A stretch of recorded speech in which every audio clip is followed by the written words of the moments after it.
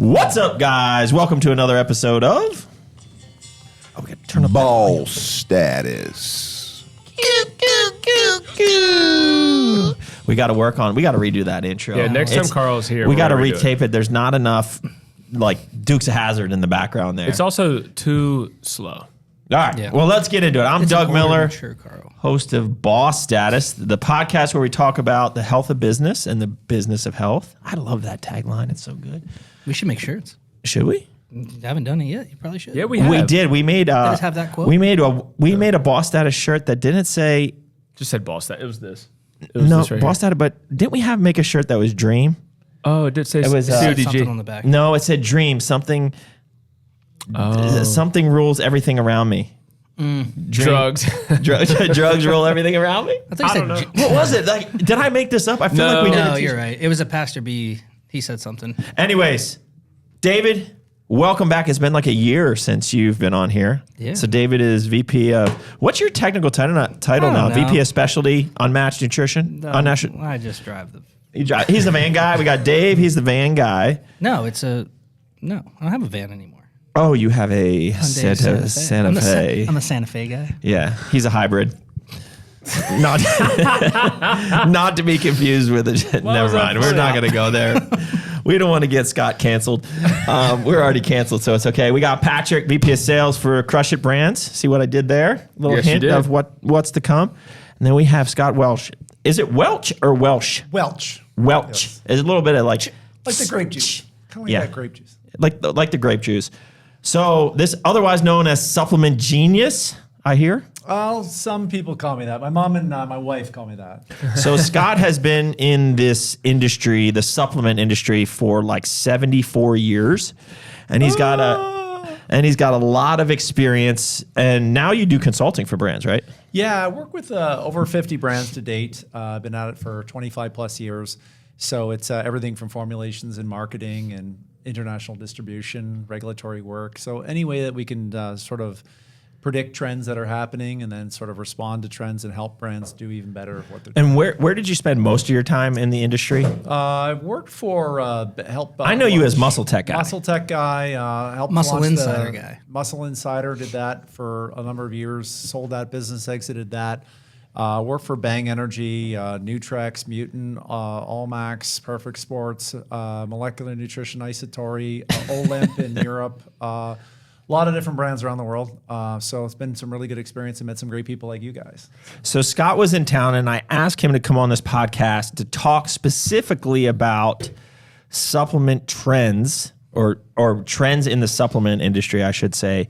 You know, we were talking, and the industry has changed so much over the last, go to pre-COVID, it was way different. 2019, it was way different. But then even post-COVID, I feel like 2024 is way different from 2021 or 2022. I feel like the rate of change happening in the industry is super fast right now. That's right. And so trends are coming and going very quickly. Distribution routes are coming and going very quickly. Sales models are coming and going. So like everything is changing. This industry is way different from 10 years ago or 15 years ago, but it's also way different than 2 years ago. So I asked Scott to come on here to talk a little bit about what he sees in the industry as, really kind of the hottest trends or what he sees coming down the pipeline. So without further ado, wrong button. Hold on. Not any better. Not that one either. All right. Stop hitting the buttons. Yeah. All right. Take it away, Scott.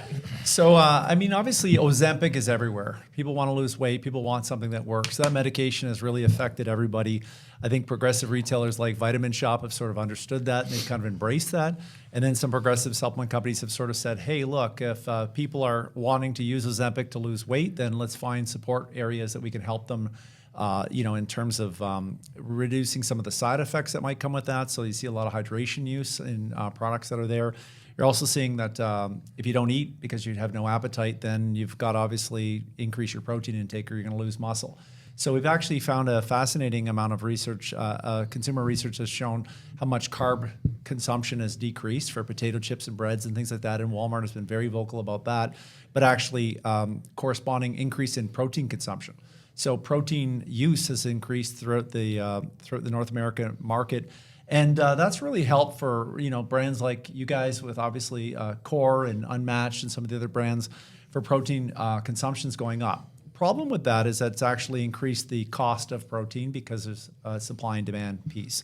The other thing that's happened now, and But do you think Ozempic has really had an impact? It's not Ozempic. You're just saying the overall trend is people want to have extra protein. People have to have extra protein in order to, their doctors are telling them, if you're on Ozempic, increase your consumption of Is there protein. that many people going on Ozempic that is making that big of a Absolutely. Is it Like, that? Is Plus that just also- not a sad commentary on the state of this world? Like, just oh, sorry, I'm not supposed to curse. Just diet. Well, that pisses me off. Yeah, but hold on, is it just that, or is it also You're gonna like have to beat that. logistics as well, right? Like, There's a number of wasn't things a couple that are- years ago when the protein price increased? Wasn't it to do with ports and trade and stuff like that? The Or China middle China. class had increased their consumption of that because they had more disposable income, so they were increasing their demand for whey protein from America. Right now, the middle class in India are driving a huge amount of consumption of whey protein, especially whey protein isolate, because India does not manufacture any whey protein isolate, and it's the third largest market in the world for sports nutrition. So whey protein isolate is being sent over to India. You're also having RTDs. RTDs now, we see that everywhere for protein. And one of the things in formulating RTDs, they're a blend, but if you add whey protein isolate to it, it jacks the protein level up, and it also improves the creaminess and mouthfeel of that. So the consumption, the manufacturing of more RTDs is driving up higher consumption of whey protein isolate. The other piece is the clear whey protein isolate trend. This is obviously hitting a lot more brands that are doing that. I believe it's a WPI 97, so that's the highest protein density in any isolate you can use. So that is increasing the consumption, as well as RTDs that are clear whey protein RTDs is increasing the consumption. And last part is you're seeing house brands like Target, Costco, Walmart with their own brands of whey protein isolate, whey protein concentrate. So the amount of consumption, humans are eating more protein than ever, so it's great for sports nutrition companies like you guys. Are obviously you're selling product, quality product, but it is driving up the prices for this. So it's December 11th right now. The price of WPI 90, what is it, like $10? I'm seeing at 11.25 11 right now, 11.25. which is supposedly going to 12 pound, per pound, and that's for consumer prices. That used to be 6. That's a double. That product in 2025, they're predicting that'll go to double. Yeah, so like it used to that's my question. So where do we see that cost going in 2025 from 11.25? 11.20. Apparently, that will. I'm being told now that we're looking at 12 to 12.25 Before it turns down? if it turns down. What do you mean if it turns? It's got to turn down. Well, it should, but it's not going to go down to the $6 it was 2 years ago. The crazy thing is I remember right after COVID, the prices started skyrocketing. And we've always taken the position we'll be the first to move. So we were the first to raise prices, but then on the flip side, those prices dropped dramatically, and they dropped so much that we were the first to lower our prices. And now, again, we were one of the first to raise our prices, just because, and we discontinued our 5-pound just because it's just it doesn't make sense. So, I'm really hoping it comes back down to something reasonable, or you're not going to see many even 2-pound isolates out there anymore. Well, this is where it comes to getting to know who's behind the brand, because there's some brands who just want to make money with it, and then there'll be a lot of compromising. So in the past, we had amino spiking that was very prevalent in the industry. What you're going to start seeing now is the 2-pound will be a 1.8 pound or a 1.6 pound, which isn't unethical at all. But now what you will see is other protein sources blended in to that isolate in order to lower the cost of that product. Can we back up for a second? Yeah. So you listed off all these things that are causing the protein increase. So I'm just very curious of your viewpoint of like outside the supplement world. What I've noticed is like even going to the grocery store, Everything is high protein. everything is adding protein. Yeah. You got protein cereal, you got protein like Kodiak cakes. A lot of it's soy. Like if you look Yeah. at a lot of those things that say 5 grams of protein, 6, like everyone's calling out protein. I'm like, that's not high protein, but there's a lot of soy in Yeah. that too. Yeah. But do you think that's also affecting this as well? Just the general like consumer in general of life, not in the fitness world, getting more protein because they are on Ozempic and things like that? Yeah, and just people adding are just it in? aware that they should have more protein and they should, fat used to be the enemy. People used to say, oh my God, I got to lower my fat. I got to lower my fat. Then it became, oh, I got to lower my carb. I got to lower my carb. Now it becomes, I got to increase my protein. They're not talking about gluten anymore. They're not talking about carbs. Nobody wants sugar. And they're still having the same amount of calories, you're just adding more protein. Yeah, and so I think it's a good thing in many ways, especially with obviously quality sports nutrition lines with like Unmatched and Core, where they're efficacious and they're here to supply great products for consumers. But I just say, as a consumer, it's buyer beware. Buy from brands that you know. Buy from brands you trust. And if the price is really low, it is usually a reason why it is so low. The other thing you're going to see is expired protein that's old, that you'll see that on the market where it's not actually to date. So just watch for these things, get to know the brands that you're working with.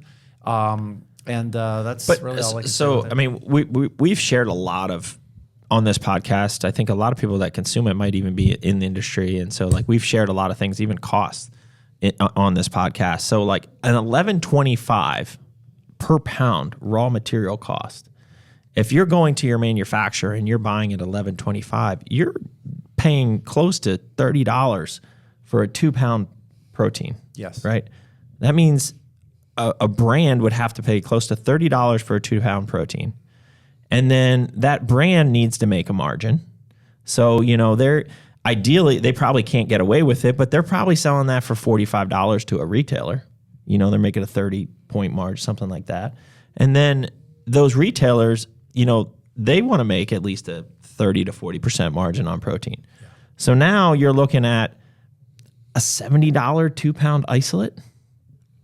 That is insanity. Yeah. I mean, a couple years, that was $49.99, not, $69.99. That's a $20 change. I mean, like that percentage increase is massive. And that's even degrading the margins along the way too. Yeah. That's just insane. So if you're not manufacturing your own products and if you're not distributing your own products because you're using a distributor or you're selling to a distributor who then sells to a store, it becomes very, very tough to match. Oh yeah, that. I didn't even talk about. I wasn't even thinking about the distributor in there that wants 20 points in there. So like you're looking at an $80 2-pound protein. Yeah, which is just crazy. So that's changing. Creatine is hot. Obviously, we saw that a few years ago. That trend's here. And obviously, you guys at Core have got a great straight fill creatine monohydrate that's here. So that's our number one. People might not know this, but creatine, our commodity creatine, is our number one selling SKU at Core Nutritionals. Is that the Informed Sport? Yes, that's right. So this is something that we haven't announced yet, but you're going to get it here first if you follow here. So like we have now. Because we do have a ton of athletes using this and we run so much of this, we did decide to go Informed Sport on this, which is pretty cool. It's just an extra layer of testing on these to make sure, obviously no banned substance or anything, which we already knew. All our products are the same way, but, adding that extra little sticker on there is a shelf value there and a trust value. So you guys will be seeing that rolling out probably within the next month or two at Core. So I think that's another thing you touched on is the testing. So consumers want more transparency. They want to know, where is my meat made? Where is this done? And with when it comes to banned substances, it's not like some of the people may, we joke about the trend joke and trends for our conversation today. Scott knows all about the trends. Yes, but we also just want to know, hey, what's on the labels in the product and what's not on the label is not in the product. And so it may not be that I'm testing for the Olympics or I'm a professional athlete, but I just want to know that the company I'm buying from doesn't have cross-contamination and that their quality is there. And brands or retailers like Amazon are just fed up with all of the SARMs that you've seen in the past that might be sold there in different areas there where I think you may have seen the Now Foods where they just did SAME testing. They've done other testing and they're not seeing that things are meeting label claims. So when they brought this to the attention of Amazon, thankfully they've instituted programs for testing with Eurofins and Informed Sport. And so that's really helping, that's NSF Sport. That's really helping to get the quality products that are out there. But I think that that is something that you're going to see continue to trend. That's there. And just to be clear here so to get, for example, to get that Informed Sport, it's not just extra testing on each batch. First thing you need to do is the manufacturer that you run at has to meet a certain threshold, and they have to participate in the program as well. Basically, they already need to be pre-qualified. So it is also a nice thing. It does speak, even though not every SKU, because it does become cost prohibitive when you have 15 flavors of a product and you're doing this crazy testing over and above the testing you already do. It just doesn't make economic sense. But I think it is reassuring to know that a lot of our other products are made at the same manufacturers where we're getting Informed Sport product done, because they are already doing everything at a certain level. So their SOPs are where they need to be. And so just because sometimes, not every SKU is going to have that Informed Sport on it, that should at least give you some extra level of comfort that your manufacturers that brand is using are doing the right things. Yes, absolutely. Yeah. So innovations with creatine, we've seen creatine gummies earlier. Please this explain year. that to me. I just don't. Creatine gummies? I know you love creatine gummies, but I've never taken it. I'm talking to Scott. I know Scott loves creatine gummies. No, I don't. He likes chews. I He don't likes know chews. how you can make a creatine gummy stable when you heat up the gelatin and you cool it. I think creatine converts to creatinine when Yep. it's heated.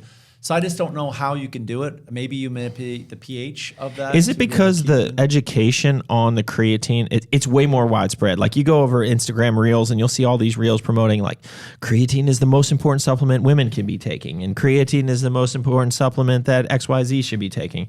So is it just literally the hype around creatine so that you have I'm a bro. I'm taking powder creatine. I don't need gummies to take creatine. Usually gummies are like people that just hate vitamins and hate all that. But creatine's a niche sports performance sup. I feel like it's gone so mainstream now that is that why we're doing I think gummies? delivery systems make it interesting to use. And I think that when Rogan pushed creatine and creatine started to get trending on TikTok, and then more women were using it, obviously a huge consumer base. Consumers are just looking for things that are more portable. I think the CBD market with the gummies, the vitamins with the gummies, I think just gummies have become very, very trendy. When And I think of that, gummies, the only thing gummies I can think of are the ones that make you loopy. So yeah, about candy. We're just seeing delivery system of gummies has become very, very popular for humans. But I think that's a great example, though. So, like early when we were talking about how fast the industry is changing, right? I mean, for the 10 years that I've been in it, it's just been every year's been a different thing. But I think everything in a consumer market, in any type of sellable market, it's changing everything. Not just the supplement industry is changing so fast because of social media deliveries. Yes. Right? Yeah. Social media marketing, right? Trends are just everywhere, right? So I'm a Christian and I get hit with Christian clothing. Like Christian clothing and being a Christian is cooler than ever. And it's on everybody's got a clothing brand now that has a lifestyle of Christianity added to it. Yeah. So it's just everything is changing because of social media and trends, and now with TikTok growing so much, somebody learns something about something, and then the sellable market just says, oh, well, let's make it easier to sell, right? And so a person that has zero knowledge about supplements or nutrition or training or anything, I like gummy bears. Oh, okay, cool. They told me to take creatine on this podcast, or I saw it on this social media thing.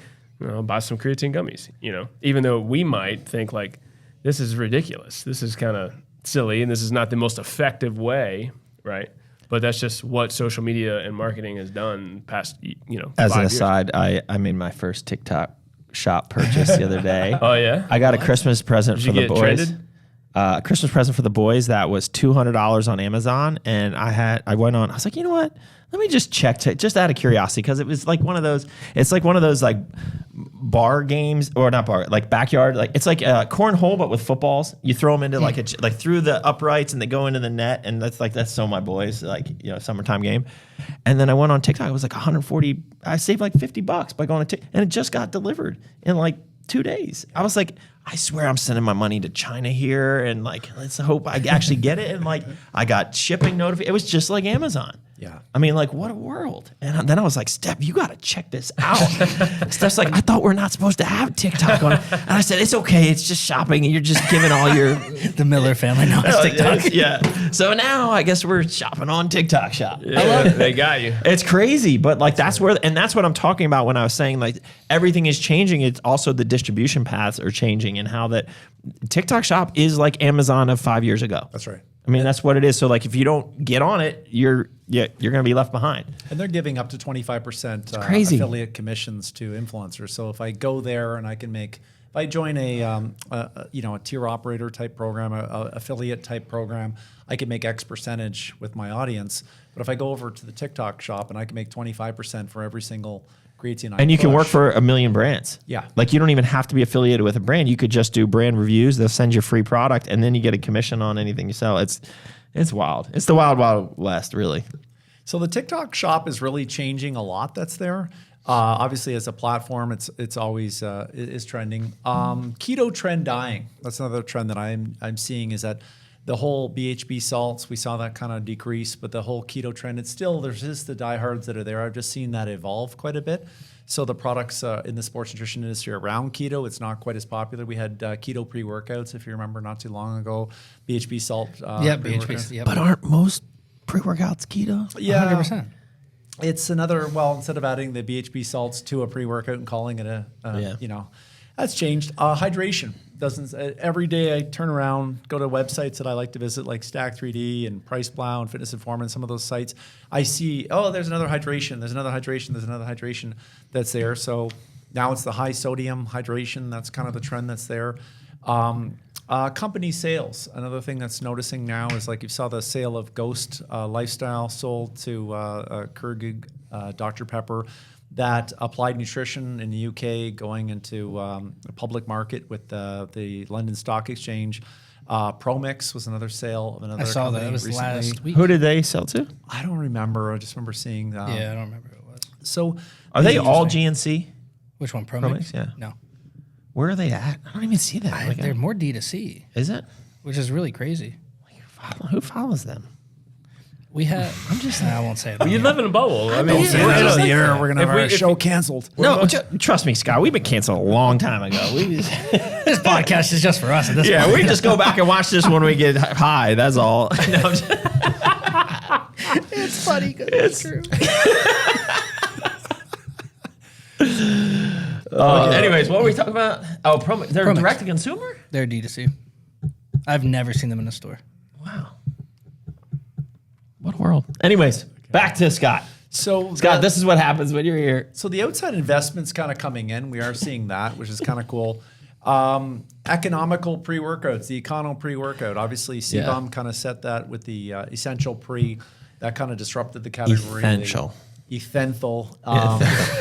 So no, that trend has happened. A lot of brands are coming out with. Well, their it's funny version of because that. and this is what I'm saying, things are moving fast. The trend was literally like a year and a half ago, make it as expensive and as loaded as possible. right. Like maybe 2 years ago. Yeah. It's just like the more expensive the pre-workout, that was doing really well. The $55, $60 right. pre-workout is where it was at. And now it's the opposite way. And, we had this discussion internal, like Core always has crazy formulas, all that stuff. And, we were having the discussion like when we were working on formulating and, the plan for 2025. And one of those is an essential type pre-workout. And it's like, is this a core thing? And the answer is yes, it is an essential pre-workout, which is a lower price point. It's the best bang for your buck at that lower price point. So we're meeting consumers where they are, and we're still giving them that core experience at that level. Yeah. So it doesn't change the ethos or anything of the brand. It's just we're trying to do the core style essential. It's an interesting phenomenon, and I'm curious how long it's going to last. Well, that's actually, I think it's a lot more deeper than that than just like pre-workout. There's a few supplement brands that are launching. You're welcome, but like basic supplements. Yeah. That's their Is whole. that a brand? Yeah, he just picked it up, I believe. I don't know if I can say that. Beep that out. That was bad of me. But yeah, it's the whole thing is basic supplements, and it's like I think that's very smart. Like it's going back to your basics, which I think is really Yeah, where the what? trends There was are this going. brand that did that 20 years ago called The Core. core of Core everything. Core Yeah, you should check them out. Oh, there's some creatine from You know right how things just get recycled in this Well, industry. They 100% it does. So it's like I think we're just in that loop. But I think the next year or 2 years is going to be more things that consumers understand and can read. Because I think the last couple of years it's been, what is this new ingredient? What is this new ingredient? I think people want to spend less and they want to understand what they're taking. I think the education piece got way too complicated for a lot of people. And so they're going to go back to just, what do I understand? There's I just got an pre-workouts. idea. Okay. I like when that Well, I happens. don't know if we should share it on the podcast, but I just got an Think about idea it. for the name. Yeah. Write it down. Yeah. So, okay. Remember that down. Yeah, got it. Greens. I mean, AG1 is category leader for greens, and you're seeing a lot of companies going after that business. Oftentimes, it's the small to mid-sized companies that I've worked with that are usually the innovators. The biggest of the big play it safe. They don't ever jump in the deep end first. They wait and see. They let the market develop, and then they jump in it. Can and I say, ask you a "Okay, question guess about what?" AG1 while Yes. you're there? What's the deal? Like, so they clearly kill it, right? But is it a profitable? It's not public, right? It's a privately owned company, right? I don't know much about. Like, AG1. I'm just wondering because, like, the formula is, like, it's nothing special. Let's be honest. And I'm a little bit of a supplement snob, so like, it's okay for me to say that. Sure. But the amount of Facebook ads and the money that they're spending on advertising, is that a profitable model, or are they just trying to grow the top line for a sale exit? Like, I just don't understand. It's just a different way. It's just different from how I operate generally. So I don't hate it at all. I love I think it. you kind of answered like, your own question. Right. It's not that great of a formula, but I think they are getting the marketplace. They're the number one green sold. I think But it's profitable. so that's the question that I have as a consumer, and regardless of what I'm consuming, right? Like, I don't think if I went to an industry that I know nothing about, I'd like to think I wouldn't fall for just the brand that is advertised the most. If I'm going to consume a product, But put it into that's I'm going to put it into my body. I'm going to consume it. I'm going to do a little more research than just click on the first Facebook ad. That is I know not that's the mainstream. I'm saying that is me. That is me. But So like you that's why are- that's hard. Yeah. You are a unicorn. They don't. I'm not a market- unicorn. He's they not don't a market unicorn to when it you, comes to though, that. because you are the informed consumer who will read the Yeah. label. They want the average person. I mean, they did a collaboration with Starbucks recently. You go into Starbucks, I want my greens. Oh, there's the greens I recognize. I saw They're the that. liquid IV of greens. Yes. Yeah. like here, like if I say I don't live in say I don't work in the supplement industry, but I'm still a listener of Joe Rogan's show. I trust Joe Rogan's information. I like his show. I like what he has to say. So in my brain, I trust a lot of things that he says. And so if he's promoting it, and I know nothing about the supplement industry, and I know that, hey, like, I'm not eating a lot of vegetables, I need to take a greens product, I'm just gonna just buy it right there that is a high majority of people and the consumers, right? Yeah. And then this AG1, they definitely are trying to get it to a top line, which is another part of your brain that's just you don't think that way, right? Like you're not as much, you're trying to do the fundamental things the right way and have a nice retirement, for yourself, but like not try to. Your main goal That's because I isn't- haven't accepted VC money, and so it's a lot easier when you're spending somebody else's money Sure, to grow the that top too. line, right? Yeah. So all you VC people out there, if you want to throw me a couple $100 million, we could. I'd be happy to Doug spend it Miller on is some. interested. We'll create a new brand called Dumbass Subs, and it would be just Subs for dummies. just subs for dummies. Bro, Yes. that's actually a great idea. We'll write a book around it. Or write a book. That's Yes. a great idea. Put that in Carl's red book. Put that in a cracker, dude. He'll probably bring it this weekend. Oh, bet he will. Oh wow. Along with gummies.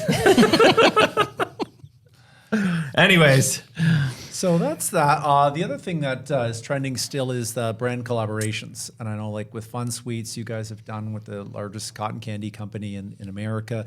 The Transformers collaboration you did earlier this year.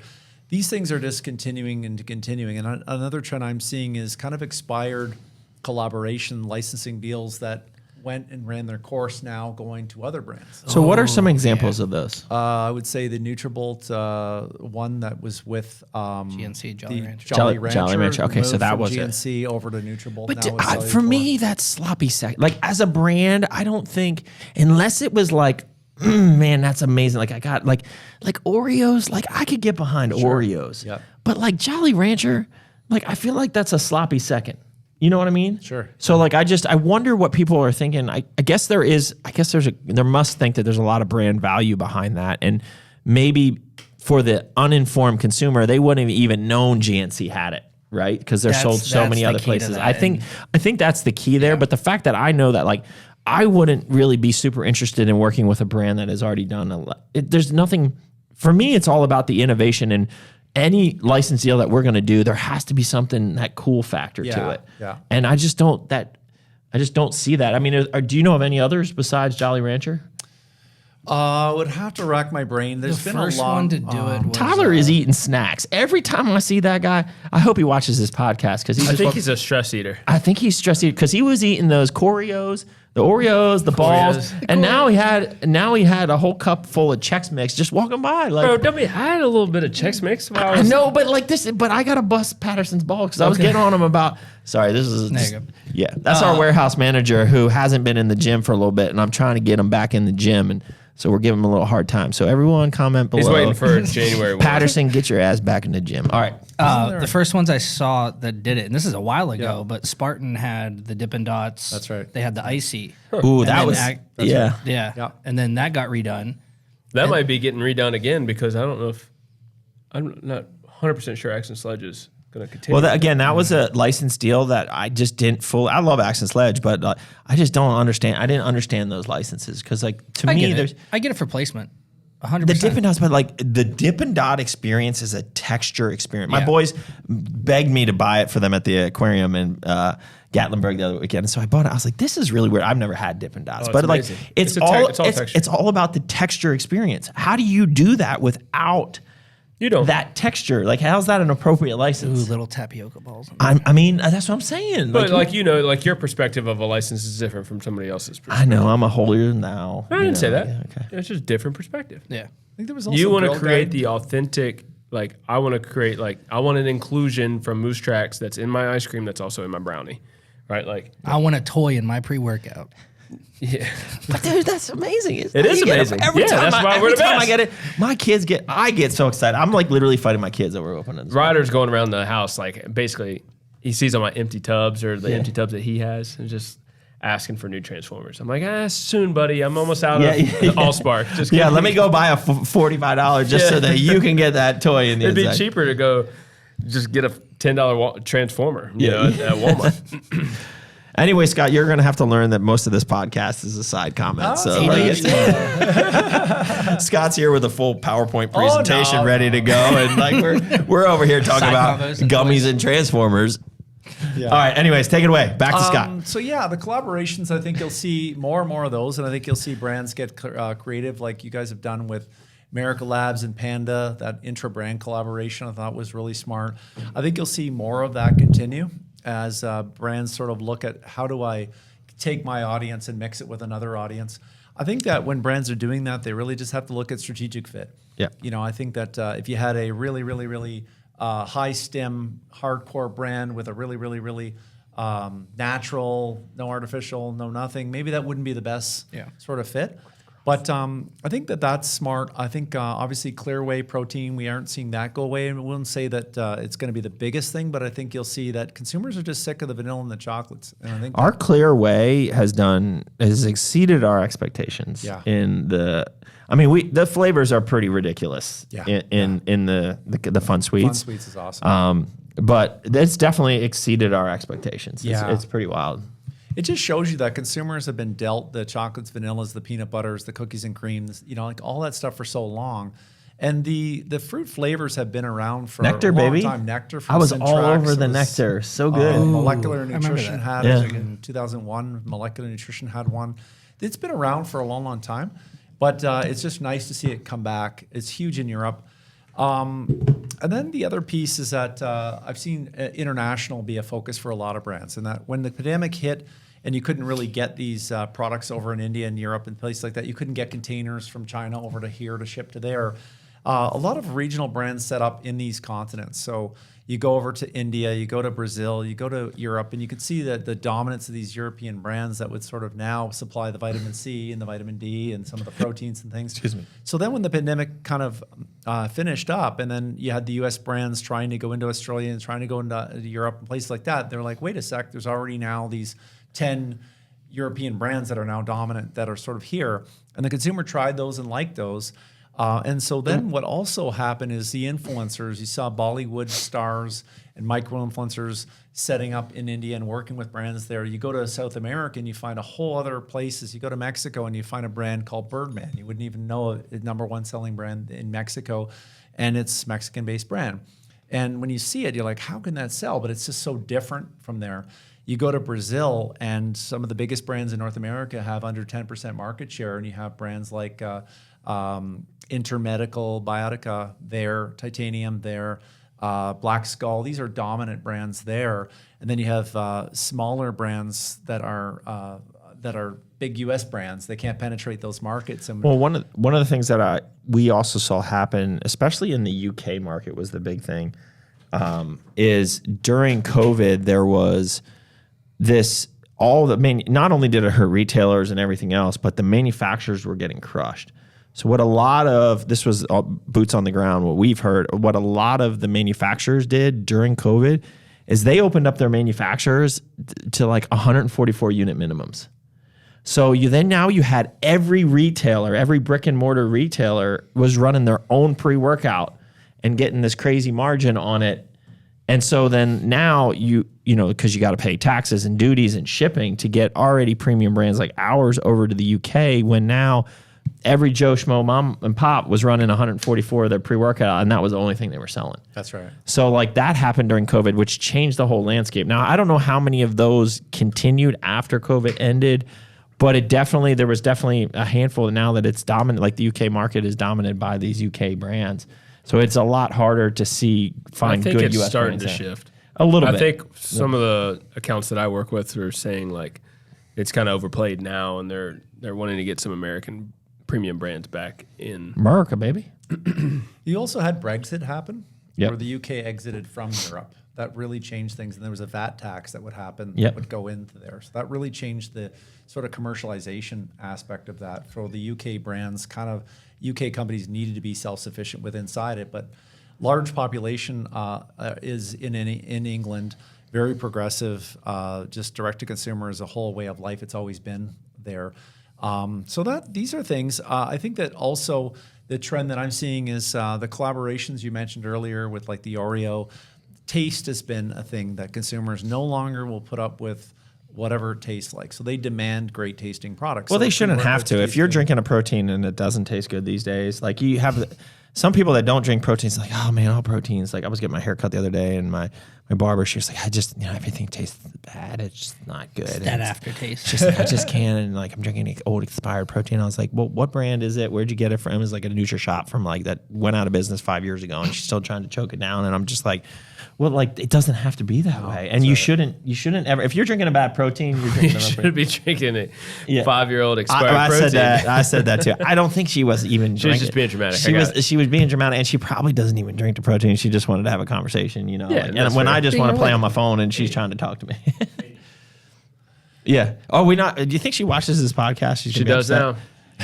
I'm gonna tell her on Friday. Yo, Doug was talking don't put this in. Don't put this around in the 38-minute mark. You should check it out. No, she's awesome, but she just talks so much, and it's not a bad thing. It's just, but I felt like she was trying to connect with me, and Yeah. like you connect with your That's what customer. you do. But like, I'm like, seriously, do you even really drink the protein? But she was trying to be nice because that's But what I'm interested in. to your point, people that aren't in it and they're used to, they've maybe tried it back in the And I told Katie, just go the to the store. 90s or long time ago when it was just your chocolate, vanilla, and strawberry, and it definitely wasn't as palatable. So I think that's changing though too. Pre-workouts can no longer taste like ass. It's got to have that taste system. The AAs have to have better tasting. People want better greens. What do you think about a chocolate pre-workout? Just putting it out there. I'm not saying it's something we're doing. I'm curious. No one's done a chocolate pre-workout, have Probably they? in the same I think breath as, somebody's like, done it. Peanut butter and jelly. Caffeinated protein that's been chocolate.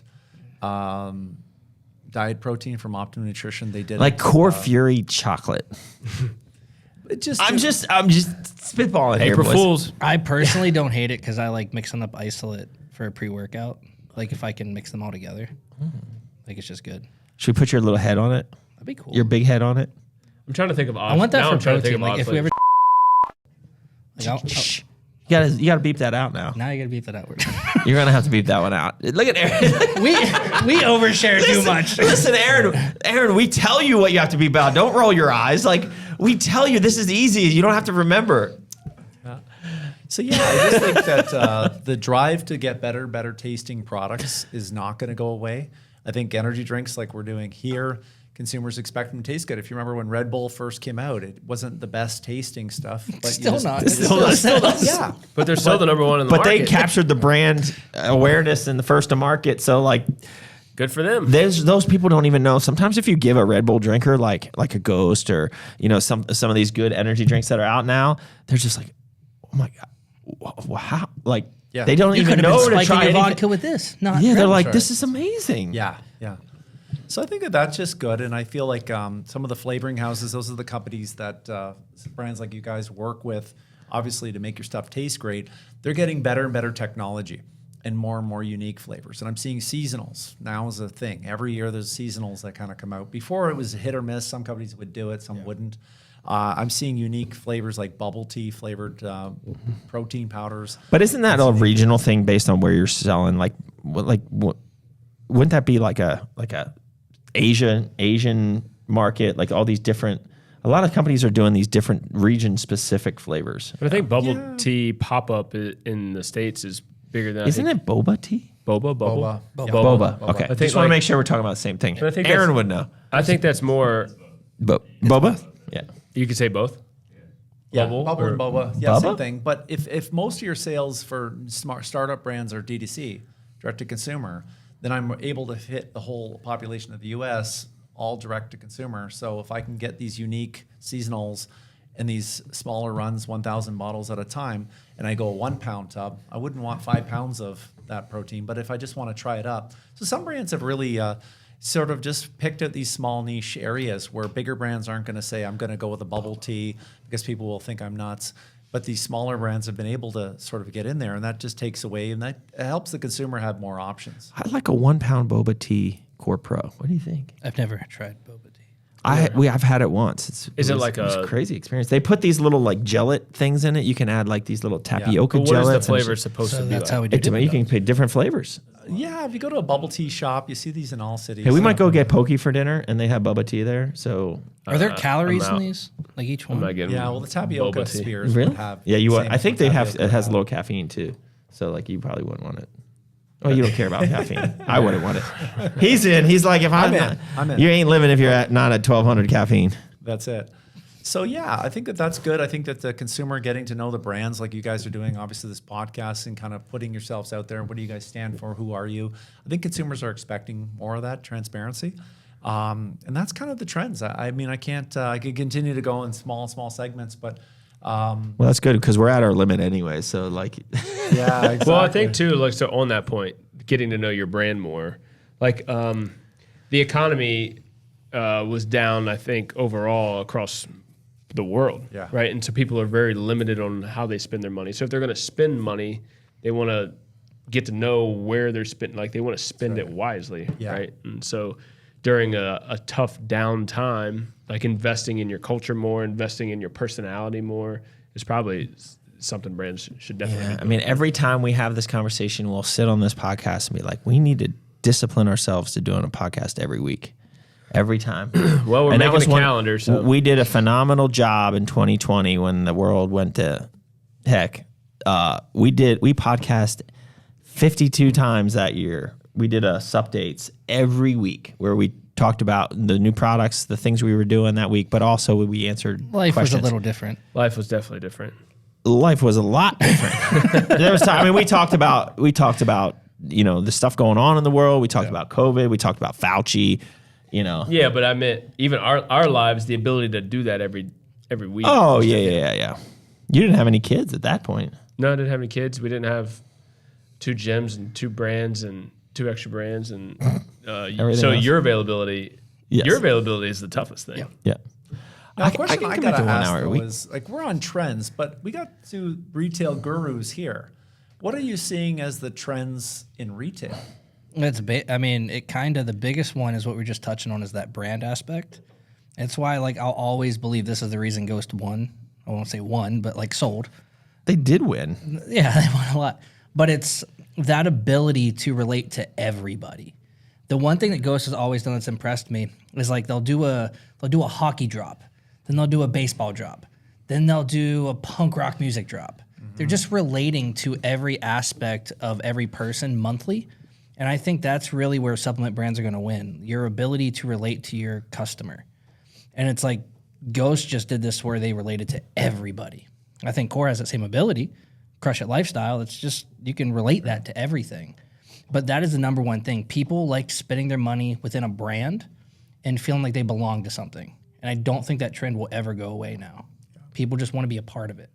Well, and I think so. My answer is going to be actually Content is king and community is kingdom. Yeah. to the retail aspect of. So we believe that retail is not dead. Yeah. Right. There might be a trend out there that says retail. So customer facing retail, walking into a store. Some people think, oh, it's dead, right? Amazon's out and now TikTok Shop and all these other things. But people still want that human connection, right? I want the information and I can't get that.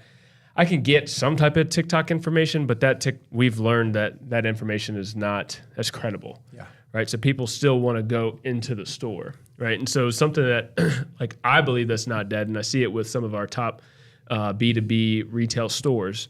Even though the economy is down, some of these stores are up. Some of these stores are still expanding. And it's because they're continuing to invest into their community, right? Because what you just said, right? It's content is king, but community is kingdom, right? They're constantly in their community, out doing the outreach, and supplementation at the end of the day is the third piece of the puzzle: training, nutrition, supplementation, right? So they're doing their job of being the resource of information, of training and nutrition, but supplementation is the way for us to make a living. So you're going to come and you're going to get all these things, and supplements is how we're going to make our living, So kind of a different answer, but at the end of the day, and it still kind of fills some of the gaps we were talking about. Like as a brand, we need to continue to build our community. We need to give a reason why the consumer is going to come to us, right? We're more than just a product, right? We're a community, we're people, we have a brand, right, that you can relate to and get along with.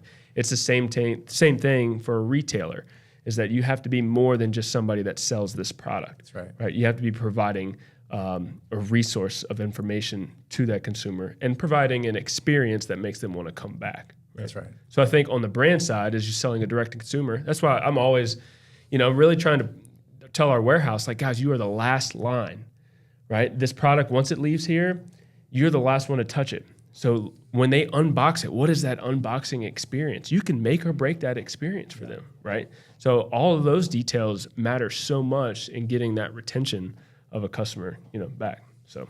The thing that I see is that you go to a nutrition corner store, you go to a natural body, you go to a vitamin shop, and the person who is in the store knows what the hell they're talking about. If I go to buy a stereo and I don't know anything about stereos, and I go to Best Buy and the person doesn't You know left anything. one retailer out of that, and I'm giggling inside. But continue. Obviously, if I can get some good information from the person across the counter, because I don't know, when should I take this? How much protein do I need? If I can get some education with it, then I'm going to come back and give my business to them again. I think what is dead, though, is I'm just looking at my phone. I look up. I could be working selling, whatever the hell, like T-shirts down the street at the Gap, or I could come over here and retail, and I'm giving a service to those people. Like when I was younger, I used to go to GNC when I was a kid, and I'd go there and I thought I was talking to a dietitian, because they were in clerks. They used to have white lab coats that they used to have to wear, and I thought I'd drive all the way down to Buffalo, New York, and I'd go into a GNC, and I was like, wow, I'm talking to nutritionists. How much should I take of this? When should I take this? And I kind of left with it feeling like I got a prescription almost. Later on, when I'd see things where a person's in the store and they're wearing a rock T-shirt, they have no interest at all in supplements. They have no idea what the hell's going on. Then I say to me, I'm not getting the value that here. I might as well, and I look like I've interrupted their day by asking them for this. then I'm not going to come back. I'm just going to say, okay, let me go shop online or let me go to another store. And I think that the retailers who get this, they're on their phone drumming up social media posts. They got sampling that's happening here. They're on their phone educating people. They're doing a live to say, hey, this is what's going on. And to me, it's if you really want to work it, and you guys service a lot of stores out there. You look at the chains when you look at the Natural Body thriving, how are they thriving is because they care about the community. They run different events. They're actually knowledgeable and they're always getting themselves up to speed. Somebody just asked me yesterday, they were looking for some consulting, like just advice and, how do you know when to expand, or like what are some of the key takeaways you've had as you've kind of expanded into a ton of retail stores? And the biggest thing that I said is, one is more is not always better. And two is you really need to have that right person, and there's got to be a way where you get them fully bought in. Otherwise, you're going to have turnover every year at your retail store. It's just the way it's going to be. And so you need to have somebody that absolutely cares. Our stores, like if you could put Dodrell, me, Patrick, Carl in a store, and we had 4 stores, we could be doing $10 million a year just in those 4 stores. Yeah. But it's hard to find that many Doug, Patrick, David, Carls, right? People bought in. And so like you have to get those people bought in, like seriously bought in, and they have to be passionate and actually care. If you can do that, you can have a very, very good brick and mortar retail store. But like you said, that first bad experience, like they're never coming back, right? And so like I think to expand, to want to open another store, you have to have all your ducks in a row at your current locations and then have something truly set up correctly in the next location. And so like that's, I think, where people think more is always better, but it's not. No, that's right. Totally. All right, we're at 51 minutes. That's a wrap. You have any last comments? Comments, Concerns, questions? If there's concerns, just check with HR.